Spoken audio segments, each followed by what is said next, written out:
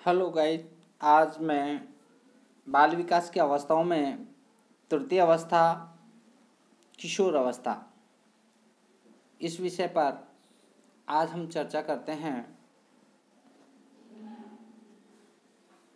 किशोर अवस्था मानव जीवन के विकास की प्रक्रिया में इसका बहुत महत्वपूर्ण स्थान है। बाल्यावस्था के बाद किशोर अवस्था आरंभ होती है और युवावस्था प्रौढ़ावस्था से पहले समाप्त हो जाती है। किशोर अवस्था को बाल्यावस्था, युवावस्था, प्रौढ़ावस्था के मध्य की संधि काल भी कहा जाता है। इसकी प्रमुख विशेषताएं इस प्रकार हैं। विकासात्मक विशेषता, बालक को शारीरिक विकास का सर्वश्रेष्ठ काल किशोर अवस्था को ही माना जाता है। किशोर अवस्था में किशोर के शरीर में अनेक महत्वपूर्ण परिवर्तन होते हैं, जैसे वजन और लंबाई में तेजी से वृद्धि, मांसपेशियां और शारीरिक ढांचे में दृढ़ता। किशोर अवस्था में किशोर में दाढ़ी मूंछों का आना और किशोरियों में मासिक धर्म प्रारंभ हो जाना।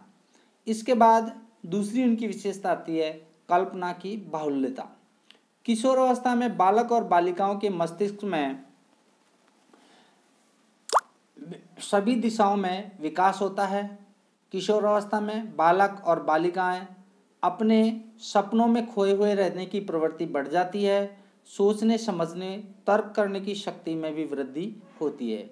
किशोर अवस्था में बालक और बालिकाओं में बहुत सारे मित्र होते हैं, लेकिन वह केवल एक या दो लोगों से घनिष्ठ मित्रता रखना ज़्यादा पसंद करते हैं। नेक्स्ट विशेषता है संवेगों में अस्थिरता। किशोर अवस्था में किशोर और किशोरियों में आवेग और संवेगों में बहुत प्रबलता होती है, इसलिए वह विभिन्न अवसरों पर विभिन्न प्रकार के व्यवहार करते हैं। किशोर अवस्था में शैशवावस्था का पुनरावर्तन भी होता है, क्योंकि किशोर इस अवस्था में किशोरों के बहुत से व्यवहार एक शिशु की तरह होते हैं। किशोर अवस्था में किशोरों में अपनी उद्विग्नता, व्याकुलता होती है और वह शिशु के समान अन्य व्यक्तियों और वातावरण में समायोजन नहीं कर पाते हैं। नेक्स्ट विशेषता है स्वतंत्रता की भावना। किशोर अवस्था में किशोर किशोरियों में शारीरिक मानसिक स्वतंत्रता की भावना बहुत प्रबल होती है। किशोर अवस्था में किशोरों में बड़ों की आज्ञा मानकर स्वतंत्र तरीके से काम करने की प्रवृत्ति होती है और किशोर अवस्था में यदि किशोरों पर किसी प्रकार का प्रतिबंध लगाने का प्रयास किया जाता है तो उनमें विद्रोह की भावना उत्पन्न होने लग जाती है। काम भावना में परिपक्वता। किशोर अवस्था में कर्मेंद्रियों की परिपक्वता के साथ साथ काम शक्ति का विकास होना प्रारंभ हो जाता है। किशोर अवस्था में सबसे महत्वपूर्ण विशेषता उनकी काम प्रवृत्ति ही है। किशोर अवस्था में पहले की अवस्था अर्थात बाल्यावस्था में बालक बालिकाओं के विषम लिंगी आकर्षण के प्रति जो प्रभाव होता है उसको ये आगे बढ़ाने का प्रयास करते हैं। नेक्स्ट विशेषता है समूह का महत्व। किशोर अवस्था में किशोर किशोरियों में समूह की महत्वपूर्णता बहुत बढ़ जाती है। किशोर अवस्था में समूह को अपने परिवार, विद्यालय से अधिक महत्वपूर्ण मानते हैं। नेक्स्ट विशेषता है रुचियों में परिवर्तन। 15 वर्ष की आयु तक किशोर की रुचियों में निरंतर परिवर्तन होता रहता है, लेकिन उसके बाद उनकी रुचियों में धीरे धीरे स्थिरता आने लगती है। बालकों को मुख्य रूप से खेलकूद और व्यायाम में विशेष रुचि होती है, वहीं उसके विपरीत बालिकाओं में कढ़ाई बुनाई, नाच गान के प्रति आकर्षण बढ़ जाता है। अगली विशेषता है समाज सेवा की भावना। किशोर अवस्था में किशोरों में समाज सेवा की तीव्र भावना होती है और इसके साथ इस अवस्था की शुरुआत में ही बालक बालिकाओं में धर्म, ईश्वर में ज़्यादा आस्था नहीं होती है, लेकिन धीरे धीरे उनमें धर्म के प्रति विश्वास उत्पन्न होने लगता है। नेक्स्ट विशेषता है जीवन दर्शन का निर्माण।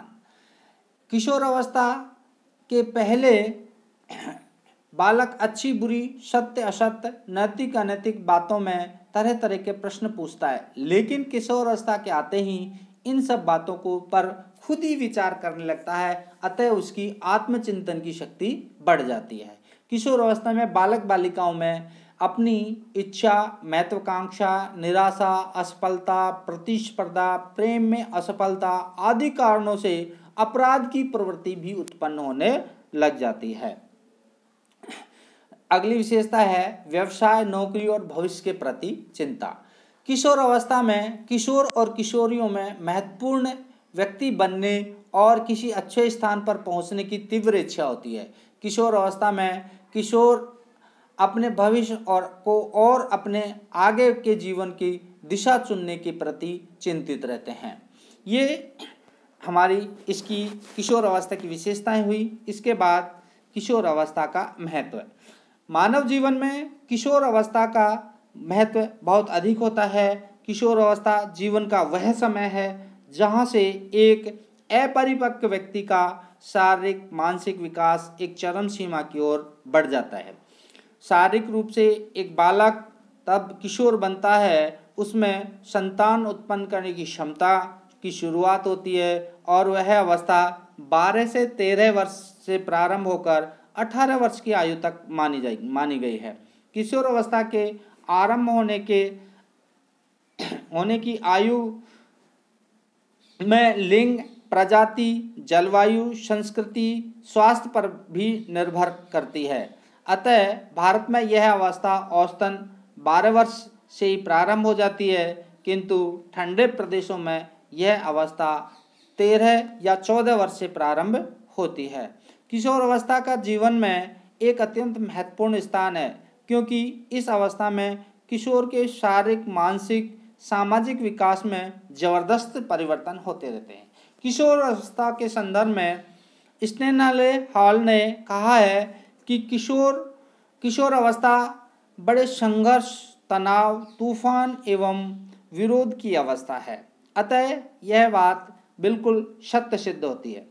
किशोर अवस्था जब तूफान और संघर्षों की है तो निश्चित उसकी शिक्षा भी बहुत नियंत्रित होनी चाहिए। अतः किशोर अवस्था की शिक्षा का स्वरूप भी हमारे मनोवैज्ञानिकों ने निश्चित किया है। वह है किशोर अवस्था की जीवन की प्रमुख अवस्था है।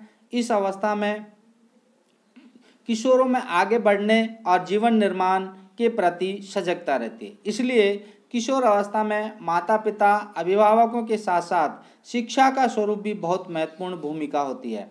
इसके बारे में हमने यह विस्तार से बताया है, जैसे कि किशोर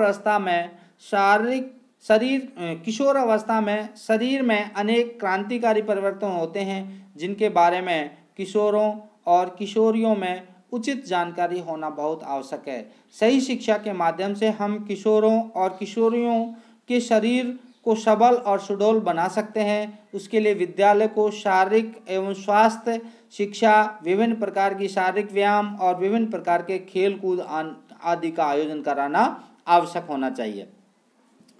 अतः इस अवस्था की मानसिक ऊर्जा का सर्वोत्तम अधिकतम विकास करने के लिए शिक्षा का स्वरूप उनकी रुचियों, रुझानों और योग्यताओं के अनुरूप होना चाहिए। विद्यालय में ऐसे समूहों का संगठन किया जाना चाहिए जिससे किशोर अवस्था में किशोरों की अच्छी सामाजिक व्यवहार और संबंधों की कला सीख सके।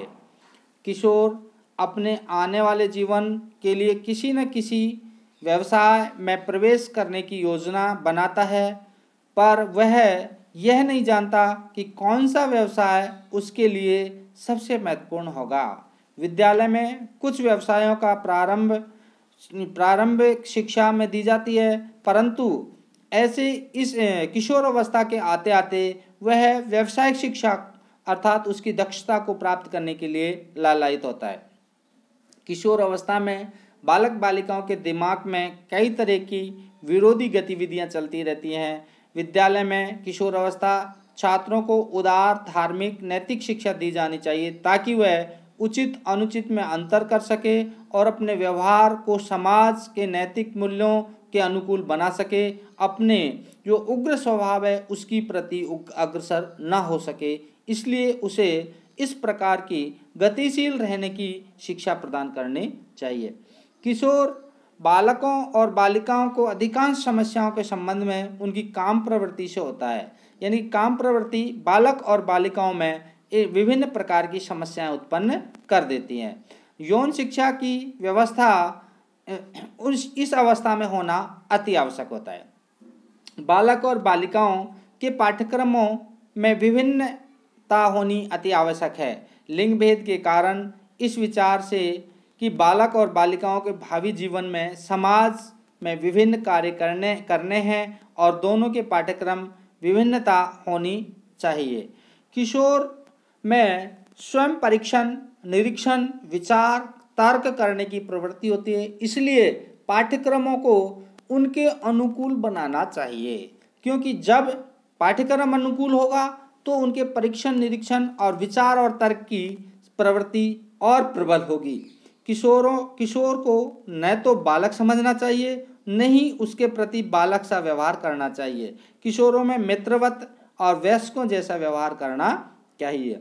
किशोर में उचित महत्व और उचित स्थिति प्राप्त करने की प्रबल इच्छा होती है, जिसके प्राप्त करने की दिशा कभी कभी किशोरों को गलत रास्ते की ओर ढकेल देती है। विद्यालय को उनकी उपयोगिता का अनुभव कराना चाहिए और उसकी उपस्थिति दर्ज कराने के लिए उसकी निराशा को दूर करने का उपाय उनकी अपराध प्रवृत्ति को कम करना चाहिए। धन्यवाद। आज बाल विकास की तृतीय अवस्था किशोर अवस्था का भी समापन हो गया।